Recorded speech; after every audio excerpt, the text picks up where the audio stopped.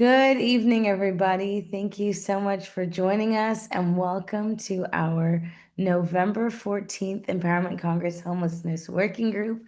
We are so happy that you are here with us this evening. We're going to go ahead and get the party started. So in the chat, I have put our agenda for this evening, and I will do so one more time for those who've just trickled in. All right, as we get started this evening and welcome you, I'd love to recap our last meeting on October 23rd. We had Erica Hartman join us from SPY, Safe Place for Youth, and she shared about youth homelessness, the various services that SPY is doing throughout Los Angeles County, and most of their work is very population specific, focused with our transition age youth. Who are youth ages 16 through 24, 25. Today, we are going to continue on with our population-based services, and that namely for veterans. Before we get started with that, though, I would like to do some introductions. So I'm going to go ahead and introduce myself and then popcorn it over. So my name is Rhea, and I am our co-chair for our Empowerment Congress Homelessness Working Group. And I am going to pass it on to Pastor Johnson. Good evening. Thank you, Rhea. Norman Johnson, pastor of First New Christian Fellowship Baptist Church. Pleased to be a part of the meeting this evening. And I'm going to popcorn it over to Susan Grayson. Thank you, Pastor. My name is Susan Grayson, and I'm affiliated with the Affinity Alliance organization, and I'm happy to be here.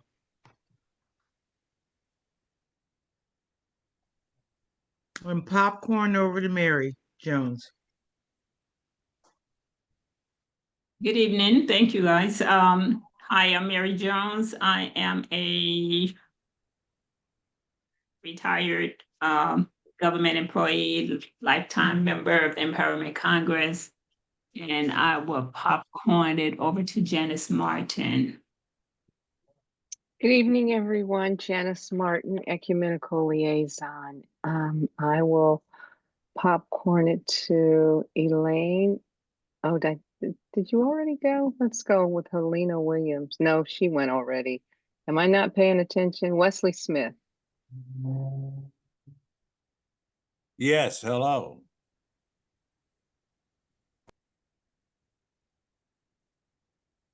Oh, Wesley, you muted.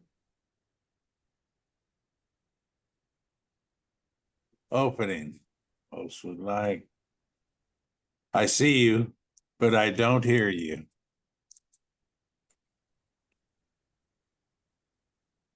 Okay, no worries. Then we will pass it over to Helena Williams, and we'll just reach out to Wesley in the chat.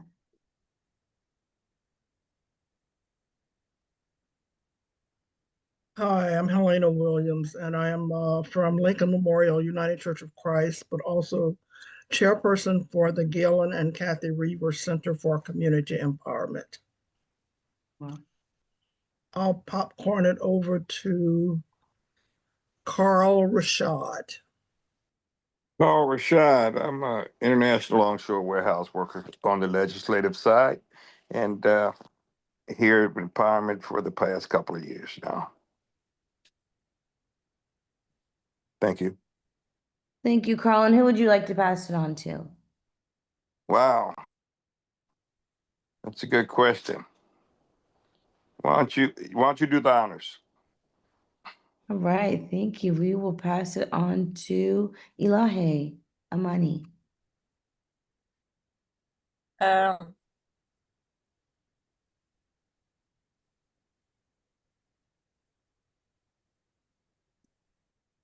Ilahe, we can't hear you.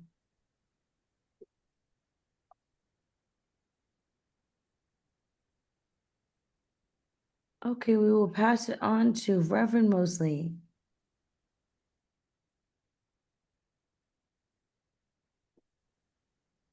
Reverend Jonathan Mosley, Western Regional Director, National Action Network.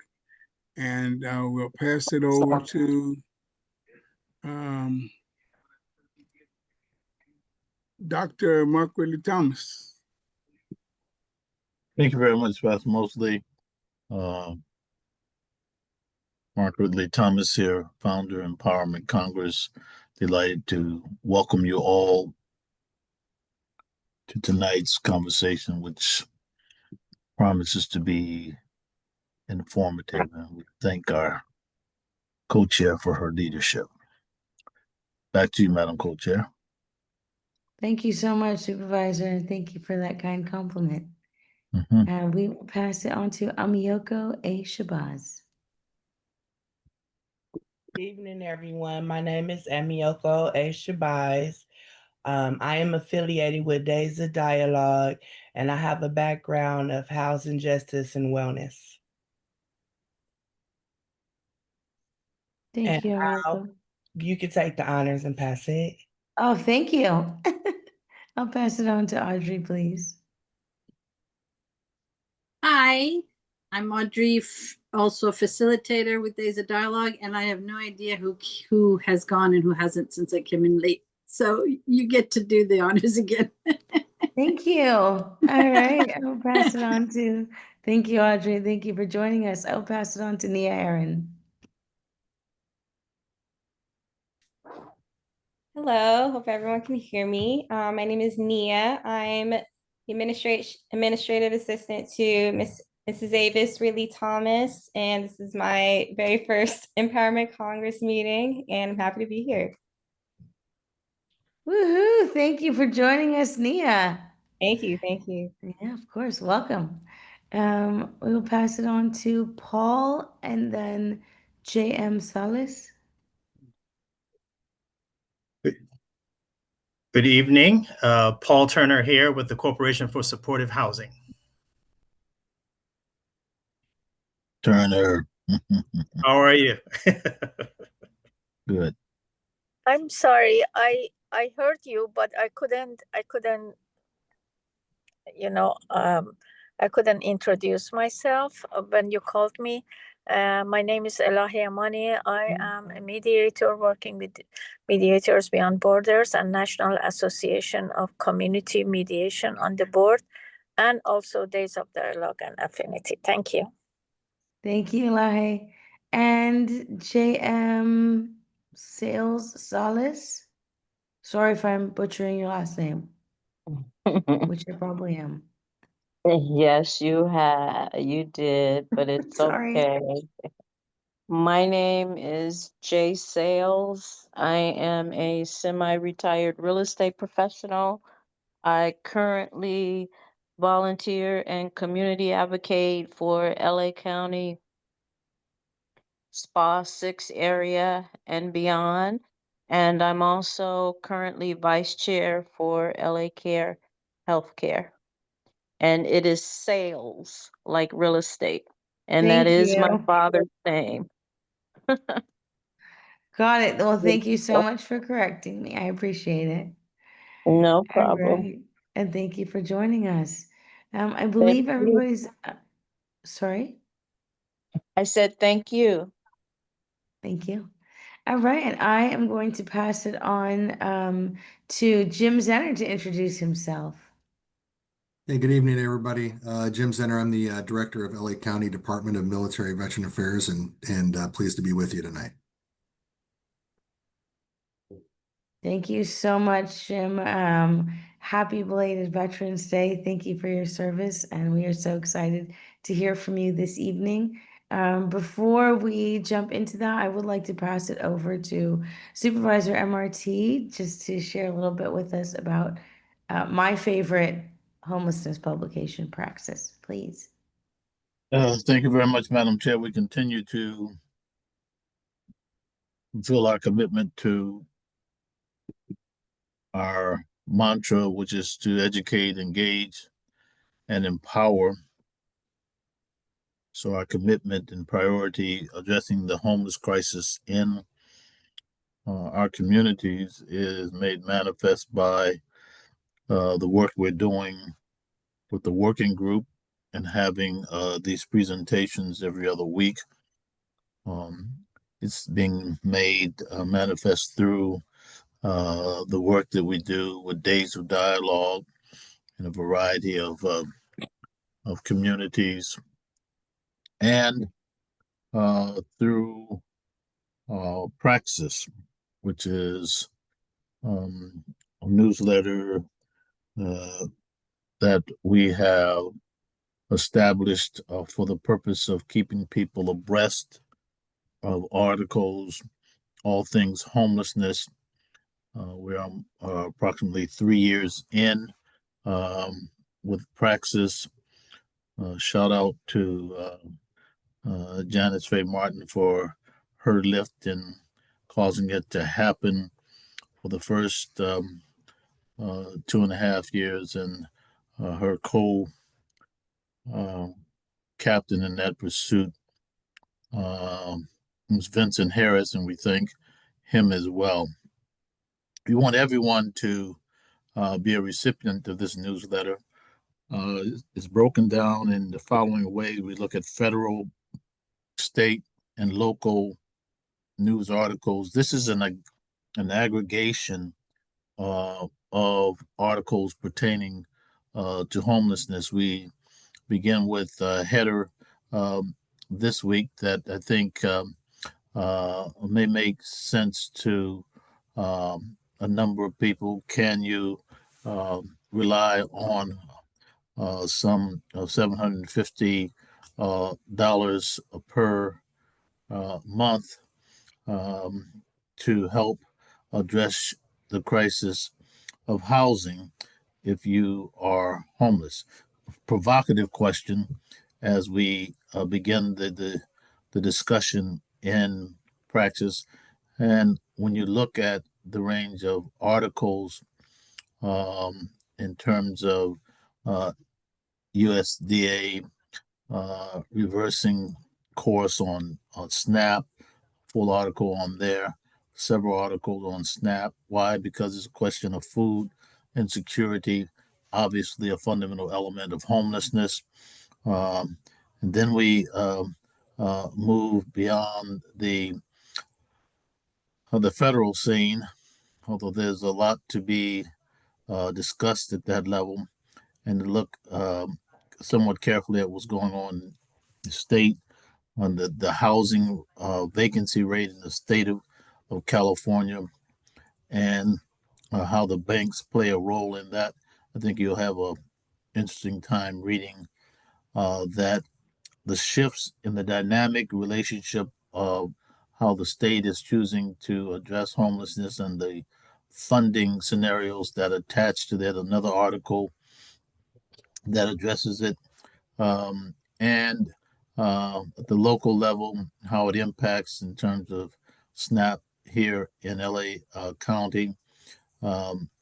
Interesting article on the question of the Baldwin Hills oil fields. Uh, Technically, it's the Inglewood oil fields, but we often refer to it as Baldwin Hills. Now, why do we have that here? Well, for this reason, uh, and this reason alone, we maintain, and Praxis kind of gives evidence to this, that homelessness is the quintessential intersectional issue throughout our policy agenda in the Empowerment Congress and beyond. Land use, public safety, public health, mental health, name the issue transportation. It intersects homelessness.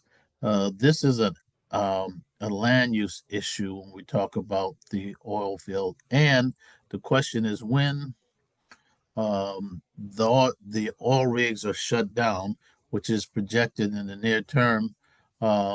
Question is what happens to the 1,000-acre parcel that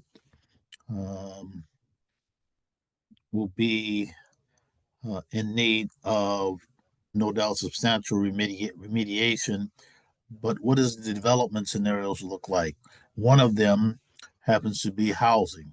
So the question is, what kind of housing? Will it substantially help us address the housing crisis in Los Angeles County?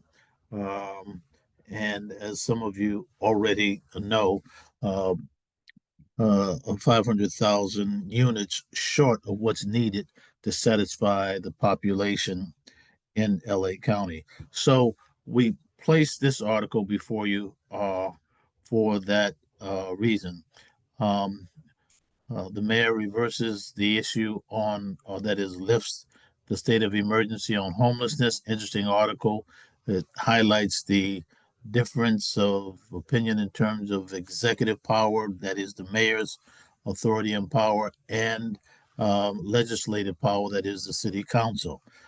This is a city, that is Los Angeles, with a strong council, weak mayor structure, but the mayor is the shot caller on the state of emergency activity with concurrence often of the county. But as you read the article, you can see what the pros and cons are to the issue related to the state of emergency. Remember, it was hugely popular when it was first implemented as she came into office 2.5 years ago. And I think it's instructive that the temperature and the energy around that has subsided. Thus, reason for pulling it back. It has budgetary implications as well. It has regulatory implications. All those things are applicable. The same would be true to some extent at the county level, although the county has many more venues and vehicles through which it can declare a state of emergency: public health, public works, public safety, et cetera, et cetera. The board itself can do that. Um, but the most potent vehicle through which um, state of emergency can be declared is at the state level. Why? Because of its regulatory oversight. So a lot of the rules, regulations, and the laws that govern land use, the Environmental Quality Act, and much, much more in terms of what happens with building and safety, those are state laws.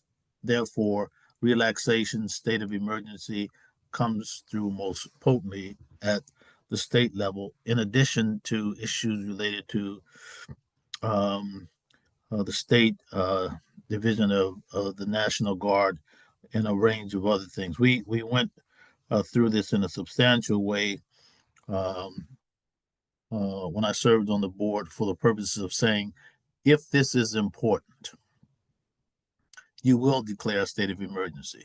The people of the county of Los Angeles, having been polled, said homelessness needs to be addressed um, as not so much a state of emergency, but a crisis similar to what happens when there is the need of declaration that moves heaven and earth in a manner that works.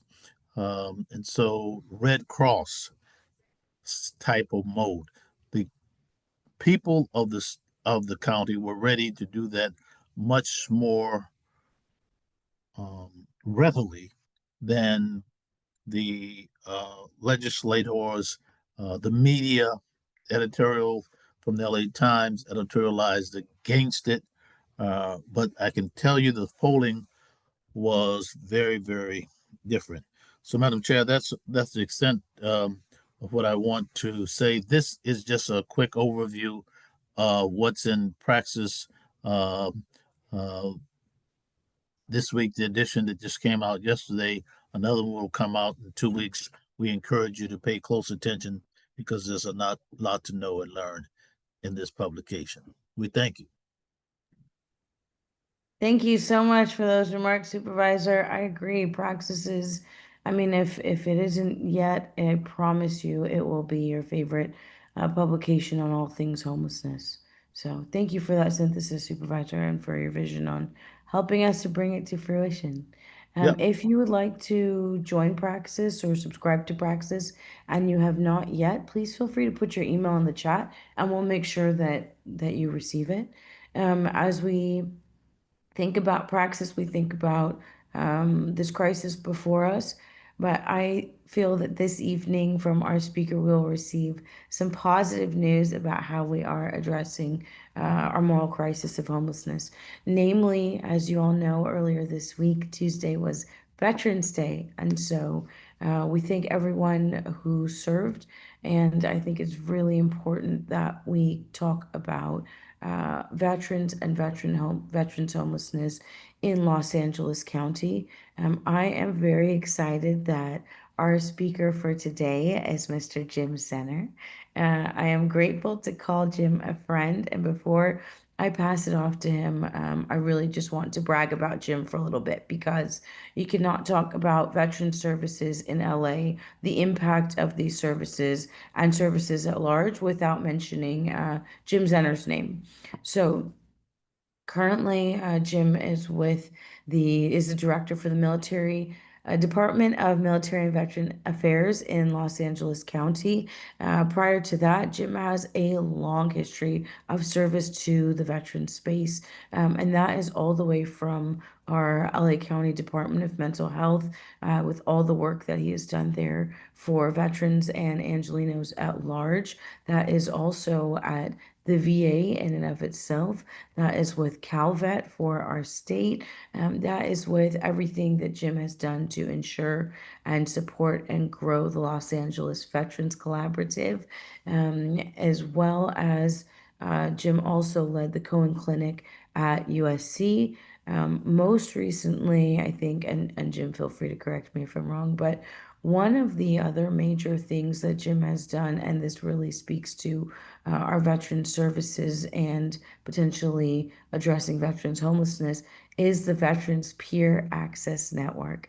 I know I can't do it justice in the explanation, so I'm going to pass it off to Jim to do that, as well as Jim is a veteran himself. So please join me, one, in thanking Jim for his service and in welcoming him to our meeting. So Jim Zenner, thank you so much for joining our Empowerment Congress Homelessness Working Group. Thank you for your service, your presence, and for being a friend.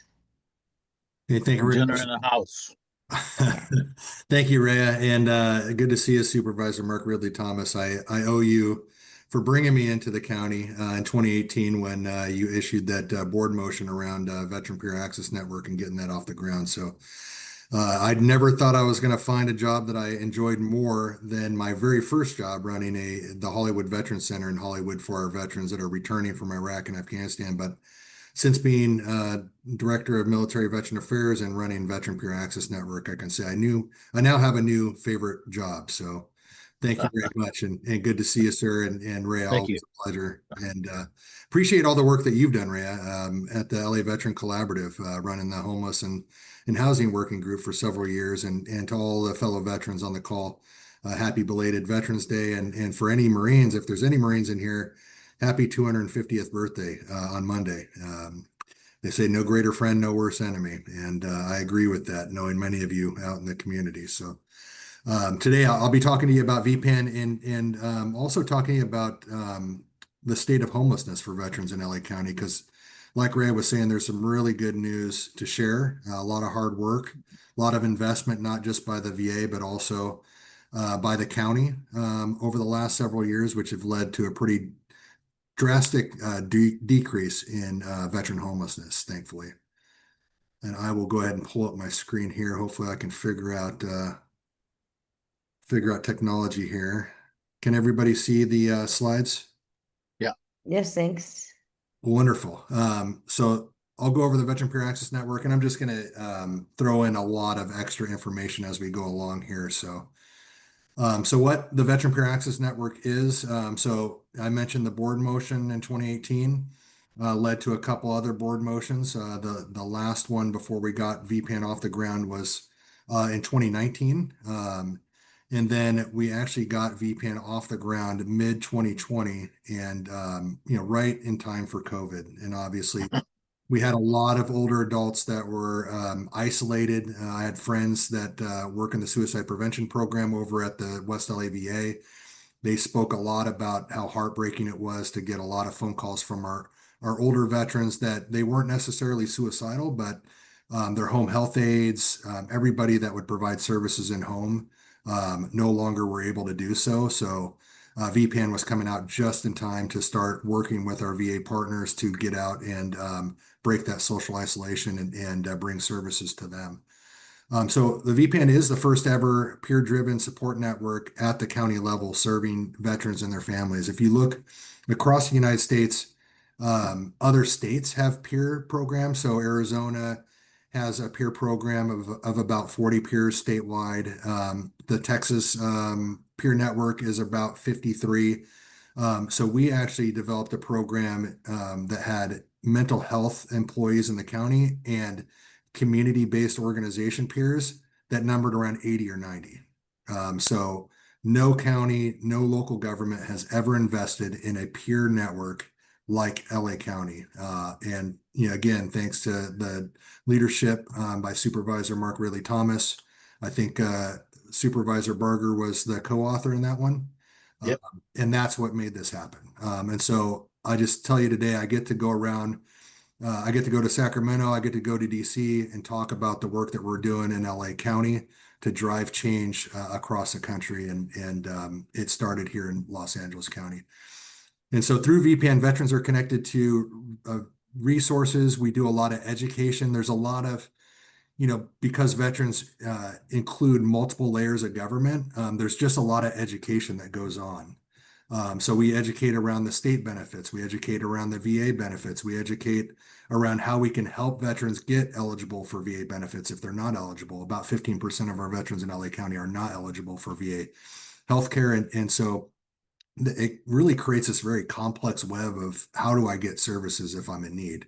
And so the Veteran Peer Access Network is the absolute best answer for that issue because we employ veterans and veterans know how to speak to other veterans. We create a lot of trust quickly because of our shared experience of not just being in the military, but being homeless prior and or addiction and mental health issues. And so we're able to speak not just the military language, but also the language of recovery to build that trust quickly. It's led by veterans for veterans. So VPN helps veterans and their families. That's a really big deal. Local government has to invest in this type of programming because the families are often left behind. And if the families are doing better, we as veterans are doing better. And the VA just does not have authority with federal statute to serve families. So that responsibility really falls on community-based organizations and local government to pick that up. And I just added this last bullet point just because of the nature of the Empowerment Congress. Peers are really system change agents. What we've done with the Veteran Peer Access Network is we've incorporated them into the LA Veteran Collaborative to come in and talk to the community about what's working, what's not working, and where are the gaps. And we typically think of services as peers because that's what we're trying to connect to, but we've really been educating our peers to look out for issues in policy, regulation, and also potential things on the legislative side that are keeping our veterans and their family members from getting services. So it's just been really great being a part of that, empowering our peers, our folks with lived experience that are on the ground doing the work to really get out in front and educate our decision makers, those of us county department heads, state departments, elected offices on what the needs are and where the pain points are so that they can get real-time feedback from the ground to make the decisions that they need to make to inform good funding policies and policy making. So the mission of VPN is really, I'm just going to go off of, instead of going off the slide, you're more than welcome to read the slide, but my interpretation of our mission is really to fill the gaps. We're not looking to duplicate what the state and the federal government is doing. As a veteran, I signed up to protect my entire community, not just my veteran community. And so I'm mindful of the need here in LA County of the close to 10 million individuals outside of the veteran community. And so the more I can do my job efficiently and effectively, the more that'll free up resources for the rest of the county to meet the needs of everybody that me and everybody else that signed up to serve our country serve. And so, it does mention about public agencies, communities. So it's really a cross-sector collaboration. So VPAN actually, through the board motions, actually led to a public-private partnership with Southern California grant makers, which brought the philanthropic sector in. We coordinate, as I mentioned earlier, cross-government sector. And then really our community is where our community-based organizations are where most of the work that gets done, and really bringing them in is so important and vital to the mission. So who we serve with VPAN? We serve all veterans, their family members, and individuals related to service members. So MILFAM is a term that we use for family members of those that are actively serving. So we know we have the LA Air Force Base that's in Supervisorial District 2. They have dependents that live off the base as well as service members. So we're able to serve everybody, whether they're done with their military service or whether they're still serving. And veterans from any service area. So what a lot of feedback that I get is, a lot of our Vietnam veterans felt like a little bit upset because there were so many programs that were developed for post 9/11 veterans, my generation of veterans, when they had it really rough. And so this program, we serve any veterans, any service area, doesn't matter what the discharge status from the military is, their time of service or anything, we are able to help them. And veterans at any stage of need. We do focus on the board priorities of homelessness, our justice involved veterans. The board has issued some motions around suicide prevention. So while we do focus on that, we service any veteran and their family members. And really, VPAN is one of the ultimate prevention programs as well. So the services that VPAN offers, so support, our veterans are certified peer support specialists with the lived experience of military and homelessness, substance use, or mental health, overcoming any of those issues.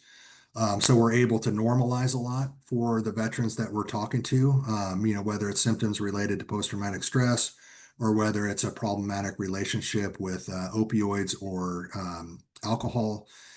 Anger issues, that's pretty common amongst especially recently transitioned veterans or veterans that had been through a combat zone.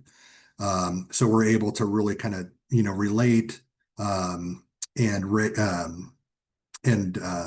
really relate to kind of those experiences and put it in language that we both understand. Direction. So we do a lot of education, and then as we're kind of hearing from them what they want and what they need, we provide that education around what's available, and then guidance on where to get those services. And really, what I really appreciate about the Veteran Peer Access Network and having it be ran by people with lived experience is they won't refer to places unless if they know their veteran or family member is going to get what they need. So you can't just send an email and say, hey, look at this great new resource, and then they're going to start referring. That's not how it works. Like if I vet a resource, I have to literally put people from that organization in front of my peers, and then get some examples to share with all the peers in order to get them to refer to those agencies. So just part of the Veteran Peer Access Network is this network of people with lived experience who basically, like my experience over the last 15 years working with folks with lived experience, we don't want veterans and people that come after us to experience what we experienced. And what's one of the most important things? Not sending them to a resource that isn't going to give them what they need. It's just going to collect their information. Great, we met our grant requirements, or, if they're public sector, great, we met our numbers. These peers really make sure that these resources are good and solid before they send their veterans and family members to them. And then on the last part, it's advocacy. It's really, so because we don't work for the VA, we can advocate against the VA. A lot of our colleagues in the VA have trouble advocating against the VA in certain circumstances because that's where their paycheck comes from. And so they're nervous about making waves in the system that they work in. One of the beautiful things about VPAN is because we're not employees of the VA, we can really advocate really hard and take it to the paint, take it to the hole with our veterans and our family members. So VPN's critical role within LA, within our department, Military Veteran Affairs. So Military Veteran Affairs, several years ago, we did mostly operating Bob Hope Patriotic Hall, which is a beautiful almost 100-year building that the county has kept up for veterans and the military for almost 100 years.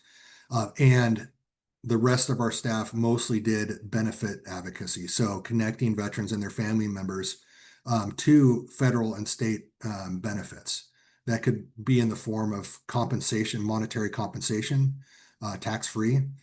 The state has some really good benefits around tuition waiver at Cal States and UCs. So that's a great for our veterans that maybe have, and this is often specific to our veterans experiencing homelessness. They've really had trouble engaging with their family and staying as part of the family. And so that specific benefit, when we're talking to them about that benefit, because that's a potential tool for family reunification and reaching out to their kids and being able to offer something to start that kind of reconciliation. And so that's what the department traditionally does. So now we have the Veteran Peer Access Network laid onto it. So these are peers that are going where the veterans are. Our benefit reps, they're so busy that they're basically stagnant in an office, just processing benefits, talking to veterans and family members all day.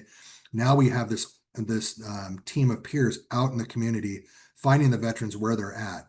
Veteran resource centers and community colleges and universities, Reserve and National Guard bases. So we're co-located in DPSS offices in some cases. So we're going where the volume of veterans and family members are, and then we're bringing them into the safety net, getting them connected to benefits to put them in a good economic place to where they can stay housed, where they can not have to work in jobs that are super stressful but pay a little bit higher. They can look at potentially moving jobs a little bit easier with a little bit less stress. So that's really kind of how VPN's layered on to what we had as a department prior, and we're continuing to build. We actually got approved for Measure A funds or Measure H funds before Measure A was passed a couple of years ago. So we stood up the Homeless Services Division. And what that division has done is really, it's not very big. We don't need it to be big because the VA has a lot of resources. We need to be smart with their resources.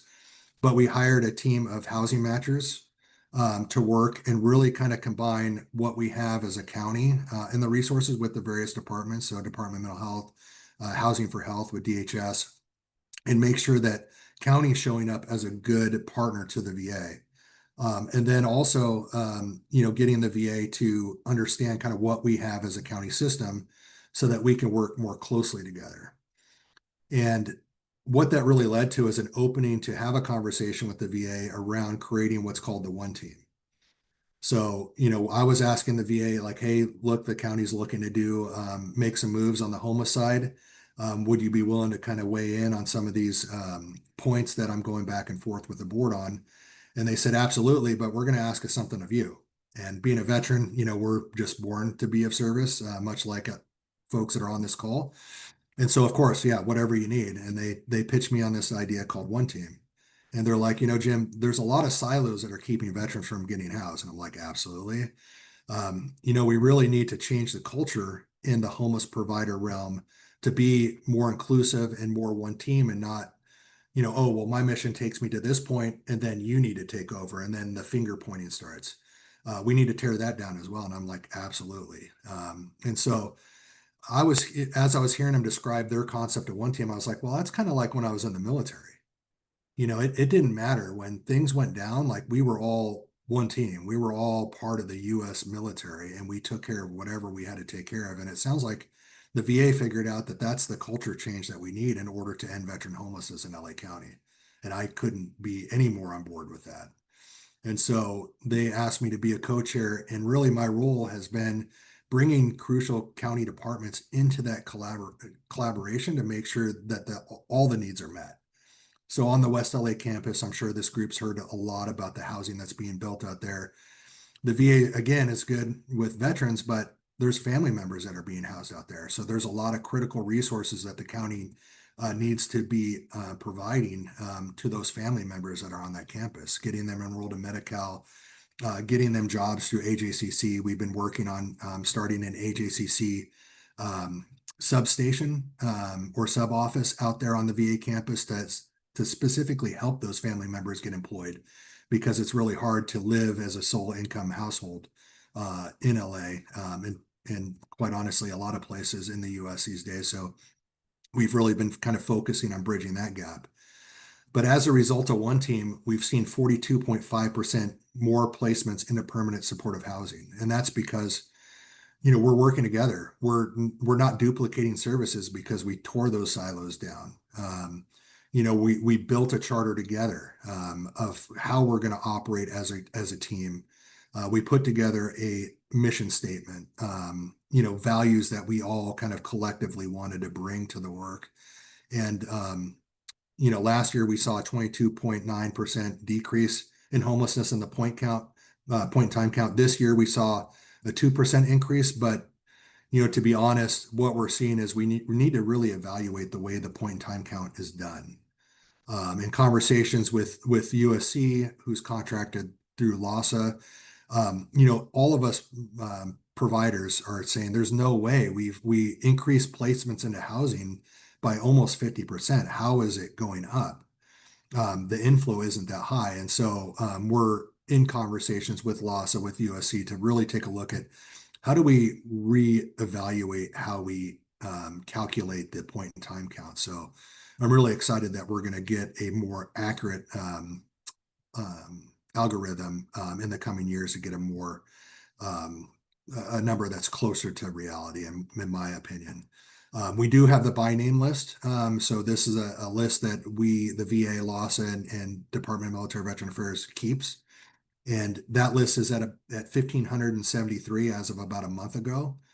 So that's where some of the discrepancy is we have this really comprehensive outreach network, VPAN, and we also have hundreds of outreach workers through LASA, through the county, that when they input folks into HMIS, when they indicate that they're a veteran, it automatically comes to the veteran by name list. So with all these resources on outreach, how are we showing 1,573 on the by name list, yet the point in time count is over 3,000? That just doesn't make sense to anybody.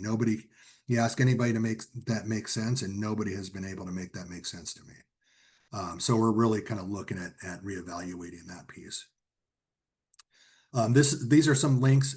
Feel free to take this information down if you run into any veterans. Again, we serve anybody who served. It doesn't matter what their discharge status is, and family members. And on the benefit side, something to know is really a lot of times veterans are like, I don't need that. I don't need that compensation. I don't need that benefit. But if we educate the family members and they find out they can send their kids to school for free, their veteran just has to get through that door and talk to one of our reps. That's how we get a lot of veterans to come in, is by educating family members, and then they talk their veterans into coming through the doors. But anybody that's military related can benefit by getting a hold of us and getting in front of one of our benefit reps and really seeing what is potentially available to them.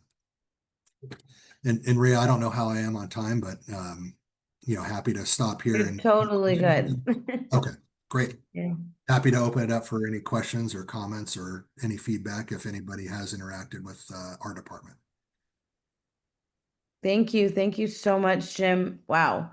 I remember when VPAN was still a concept that you had presented, and all of the work that went into fostering this into what it is today. So congrats, congrats, congrats. It's truly amazing and so awesome. Thank you.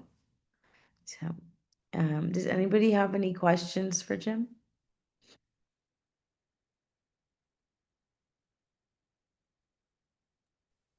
Jim, thanks for the presentation.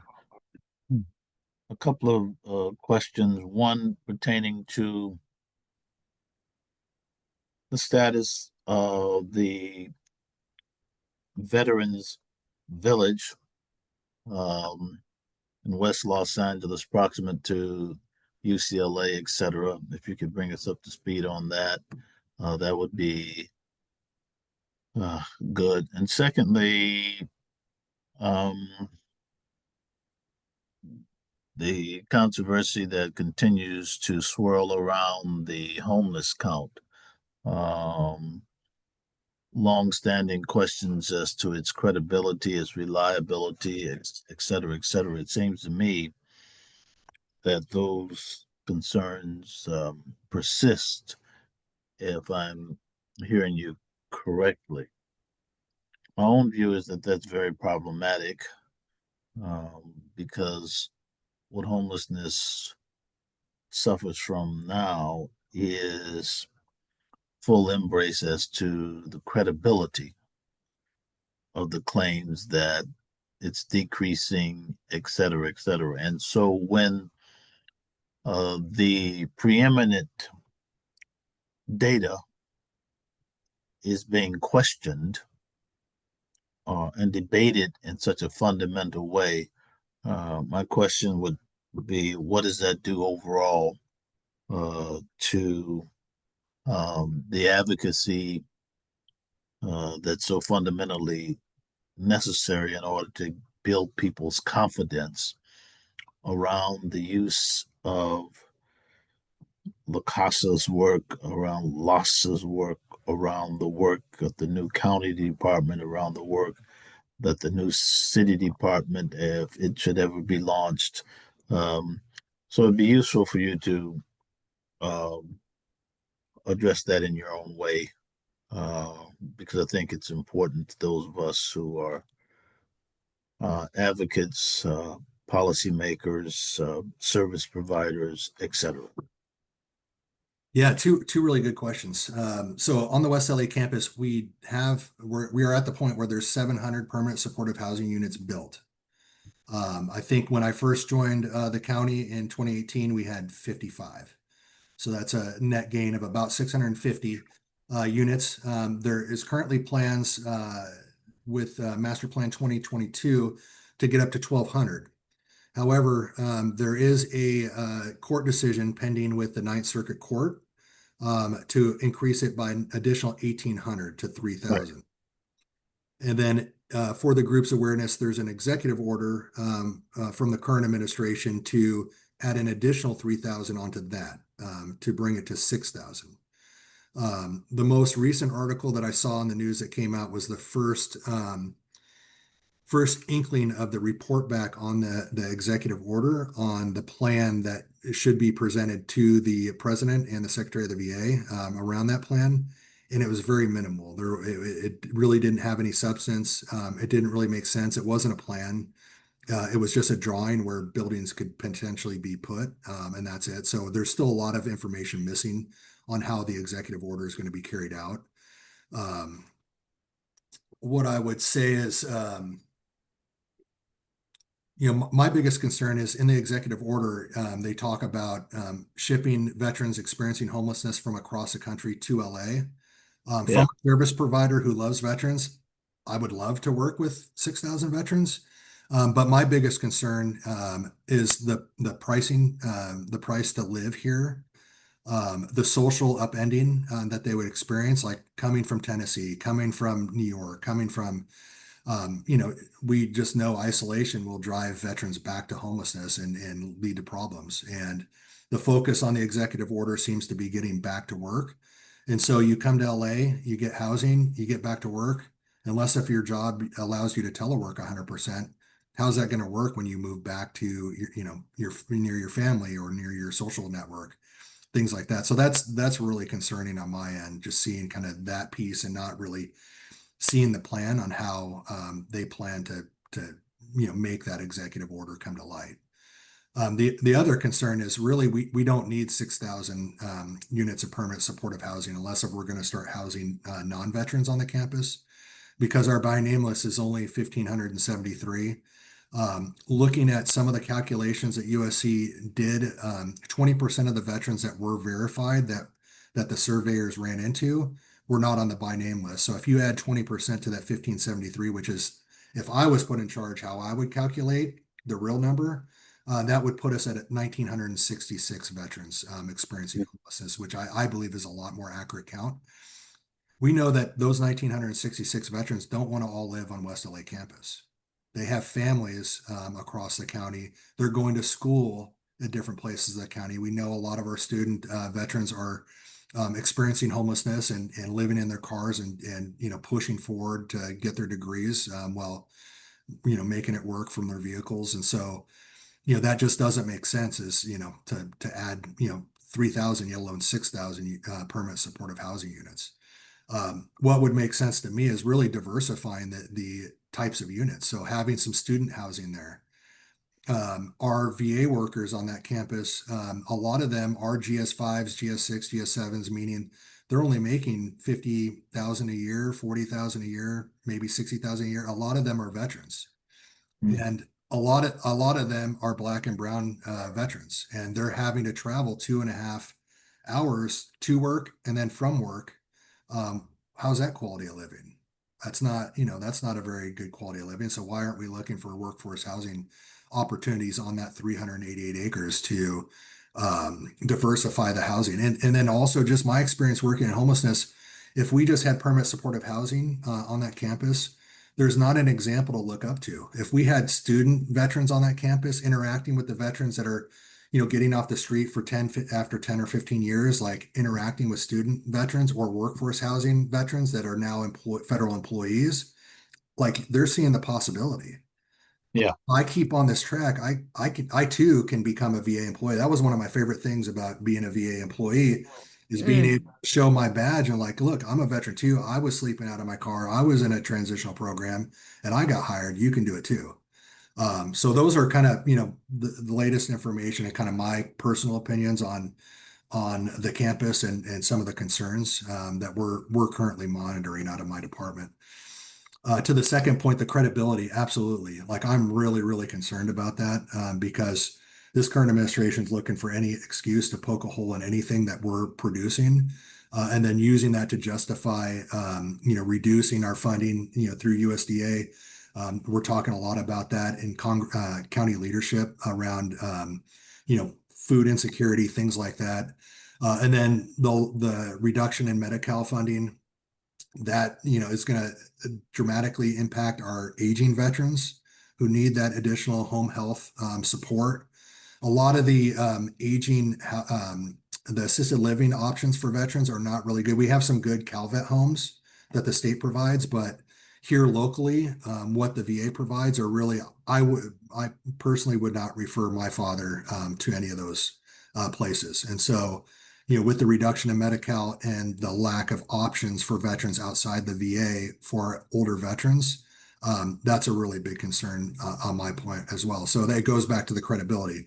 Like if we have really airtight data that we can justify and show and communicate in a coordinated way, then we don't allow for as many holes to be poked in what we're putting out as far as data to justify resources and funding to the state and federal government. Thank you. Very welcome. Thank you for that question, Supervisor. Thank you, Jim, so much for that answer. One of the things amongst others that has been pretty amazing about VPN is your ability to foster these intersectoral collaborations. So can you kind of help? I always think that, one, lived experience and peer support are crucial. When we think about VPN, you were able to, really harness all that. But I imagine when you're bringing together so many different sectors, there can be some bureaucracy. I feel like VPN can be used as a model for homeless services at large and peer support services at large. Can you talk to us about any kind of barriers that you experienced along the way, and how do you overcome those? Yeah, so actually a lot of arm wrestling with the bigger county departments, to be honest. Their missions are big. They're really stretched. And their view has been like, well, we serve everybody, so veterans are just part of it. And so really kind of educating as much as I can get FaceTime with the larger county department heads around, there's different VA funding that you can be drawing down in your departments because you're serving vets already. There's the Compact Act that came out, so veterans can walk right into any hospital and get crisis services, and we can bill for those. And so those are a lot of the conversations that I'm trying to have. And, it's just really, cracking those big county departments is not easy, and there's just so much bureaucracy. Fortunately in the VA, we really advocated, the veteran communities advocated really hard for a long time. And with the lawsuit on the campus and all the pressure that advocate groups have put on the VA here locally, the last Secretary McDonough under President Biden really brought their A team to LA County. And so we've really experienced a huge uptick in collaboration with our VA partners. And so that's been really wonderful and has led to a lot of the great work that we've been able to accomplish on the veterans experiencing homelessness side. And we're really ramping up with them to tackle the justice involved side. We've done some work with CCJCC. We've created a subcommittee for veterans specifically. And so we're creating a lot of system level change within the county with our VA partners at the table consistently for our justice involved vets. So the federal government really hasn't, the VA has not been an obstacle. There's a lot of nuances and guidance that's coming down from VA central office right now that's making it difficult for VA partners to get out into the community. They froze all their outreach efforts. And so, some of those directives coming from VA central office back in DC are making it a little bit difficult, but local leadership has been really, collaborative and really great partners to tear down obstacles.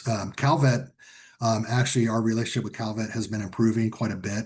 We have Prop 1 that passed, and $1 billion was allocated for veteran housing. So we've been really it hasn't been on the state's end, it's on local government. So I've been working with a lot of board offices around looking for projects that qualify for Prop 1. The state's been open to conversations around opening up the criteria and looking at incentivizing certain things to get more proposals for projects, specifically for veterans with behavioral health issues. So we haven't quite cracked that code, but there isn't, bureaucracy isn't at a standstill. We're going back and forth, and the state is very open to learn from us here in LA County on kind of what we would need to get more projects up to the state to get more housing built. Wow. Yeah, so it's really, we got great momentum here in LA County around veterans. Really, really great momentum. I work at state and national associations of counties and county veteran service officers. And quite honestly, there's a lot of buzz around LA County and what we've been able to accomplish over the last several years, starting with the Veteran Peer Access Network. Sure. That's awesome. Do you envision, Jim, that we could apply VPN as a model in other areas? I know you mentioned there aren't a lot of other peer access programs, and I think you said Austin has something that kind of resonates, and one other city. So is this something that really we should consider applying nationally? Yeah, so at first you started with other populations. So I just had a bunch of providers of foster youth out to Patriotic Hall today, and we were talking, and they invited me to talk about the Peer Access Network. And we were talking about the transition for our foster youth and how there's similarities with the military transition, and how it can be extremely isolating. So we absolutely see transition age youth, foster youth applicability there. There's been conversations around the overall justice involved population. I shared a story earlier today when I came back from Iraq. One of the first people I had a long, meaningful conversation with was my sister's boyfriend, who had just gotten out of prison after 6 years. And we were talking about, kind of what we were going through. And we were both kind of just stunned on like the similarities between, coming out of prison and then coming out of like military and in a war zone. And so, applicability in the justice involved population makes a lot of sense. And quite honestly, I haven't, we've applied VPN to homelessness and it works because a lot of our staff have that lived experience of being homeless, but an actual replacing kind of our outreach structure with a homeless peer access network throughout the county makes a lot of sense to me because as I shared at the very beginning, we're system changers. And if we're empowered to talk about what works, what doesn't work, and where the gaps are, and decision makers listen, policy makers listen, that's where the change happens. So absolutely, I see applicability with the homeless population, Wow. with the peer access network. Yeah. Amazing. I mean, for me, it just homelessness breaks my heart at large, but I think the piece of our service members going out to serve our country and then, coming home and being unhoused, that's just a whole nother level of injustice. So thank you. Um, I could sit and chat with you all evening and ask you loads of questions. So before I do that, or instead of doing that, I will also ask, does anybody have any additional questions for Jim Zenner? Yes. Thank you, Jim, for this Okay. excellent presentation.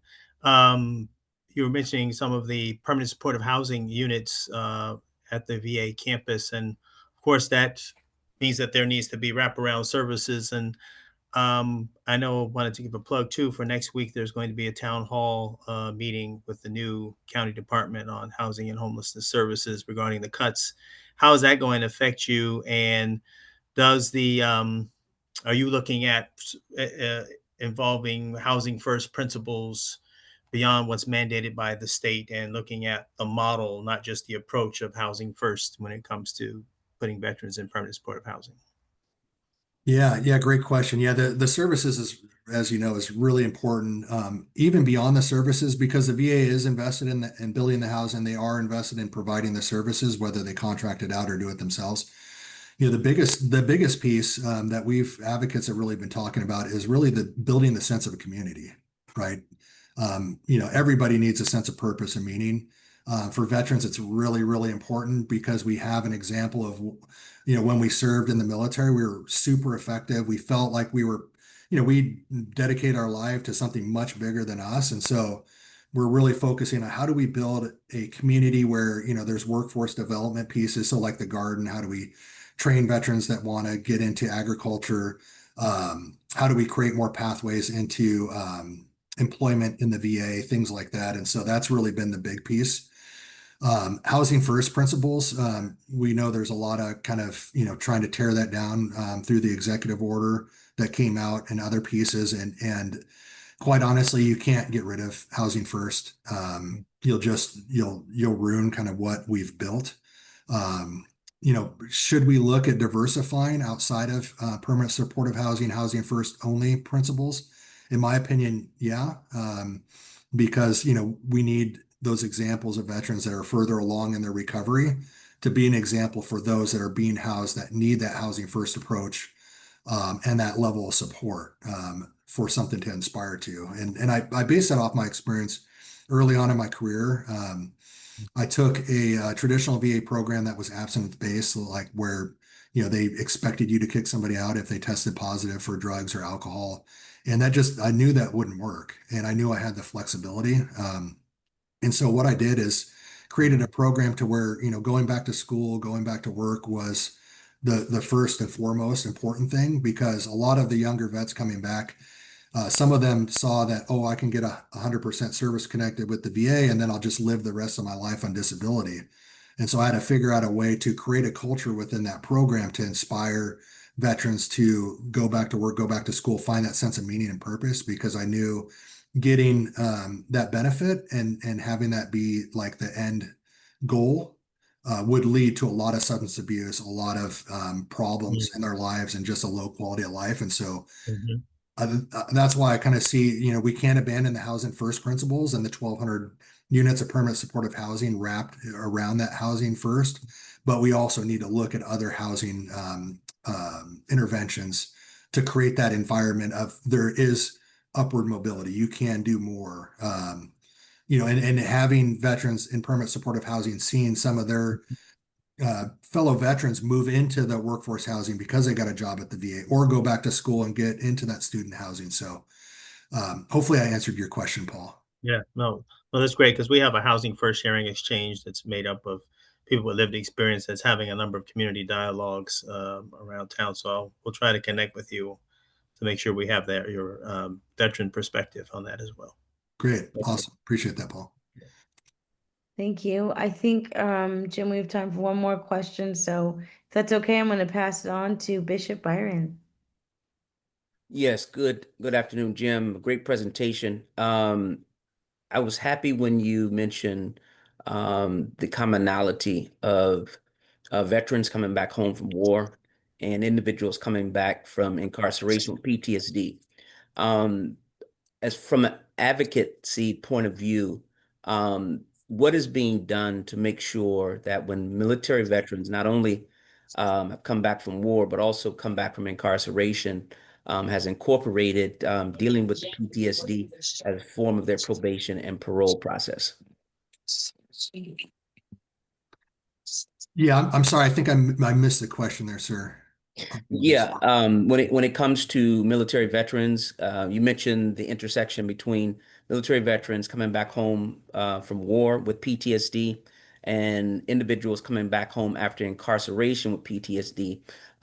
When military veterans are coming back home from incarceration, from an advocacy standpoint, what do you see being done to make sure that the PTSD and some of the trauma is being addressed when military veterans are coming back home from incarceration, because a lot of that could trigger them back into homelessness? Yeah, yeah, absolutely. And another layer is the VA system, the way it's set up, is it takes about 60 days for veteran benefits to get turned back on. I think that might be a similar problem with folks that are on SSI. So put that on top of dealing with post-traumatic stress, and yeah, absolutely, you have a recipe to recidivate. Personally, like I'm really committed to working with through the CCJCC to divert more veterans from even becoming incarcerated in the first place. That's something that my leadership has been very vocal about in conversations with justice involved vets that have been through that process. They've made it clear that that's the best place to kind of invest a lot of effort into. So that's one piece. As far as getting out, so we've worked closely with the sheriff's department to advocate to create pods in our jails where it's veteran specific. So instead of being in general pop, there's veteran population portions of the jails where veterans get to be around each other. And the sheriff's department's really seeing a lot of success. They're not having to, deal with jail politics because it's all veterans. And so that's leading to a lot of camaraderie, a lot of each other kind of checking in on each other that isn't happening in the general population cells. And hopefully that's a step in the direction of the sheriff's department looking at other populations where we might be able to do that to reduce the amount of trauma that's endured while individuals are incarcerated. So those are a couple of things that are being done. Another piece, to be honest, is our VA partners weren't included. And so it's not a finger pointing at the VA, but as local government, we haven't been the best partners to our VA partners. And so we're changing that. And so now we're bringing the VA to the table. And doing that, we're holding the VA accountable. So that the VA has a program called the Veteran Justice Outreach Program.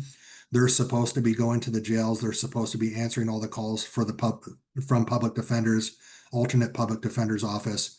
And so when we brought the VA in the room, to be good partners, they were hearing the feedback from the public defenders, the alternate public defenders, everybody that's part of CCJCC. And what they were hearing is your VJOs are not answering their phones. We're not able to get a hold of them. And, this is a public meeting. And, that's part of the public meeting is let's put the issues out in a very real way. If MVA isn't performing, I expect to hear it. I hope to hear it so that I can correct it. So the VA's done the right thing with that feedback. They've hired an additional 4 veteran justice outreach workers, and they've identified the problems that they have systemically in that program. And so they're starting to improve their process. And so we're able to get in front of the veterans before they get released and make sure they're connected to the VA mental health care. Or, if they're experiencing severe mental illness, there's not a lot at the VA for them. We're making sure they get connected to Department of Mental Health through ODR refers a lot of our veterans with severe mental illness into Department of Mental Health FSP. So we're just starting off creating this really coordinated process for our justice involved vets, but we're laser focused on this because you combine post-traumatic stress from war with post-traumatic stress of incarceration, and for a lot of our veterans, they have high ACE scores. I've met a lot of Navy SEALs recently that had really difficult upbringings and high ACE scores. So you got that childhood trauma, you got the military combat trauma, and then you add that incarcerated. I mean, that just is a lot of trauma. And so we're full speed ahead creating solutions for that here in LA County. Thank you. You bet. Thank you, Jim. Wow, talk about intersectoral collaborations. That's amazing.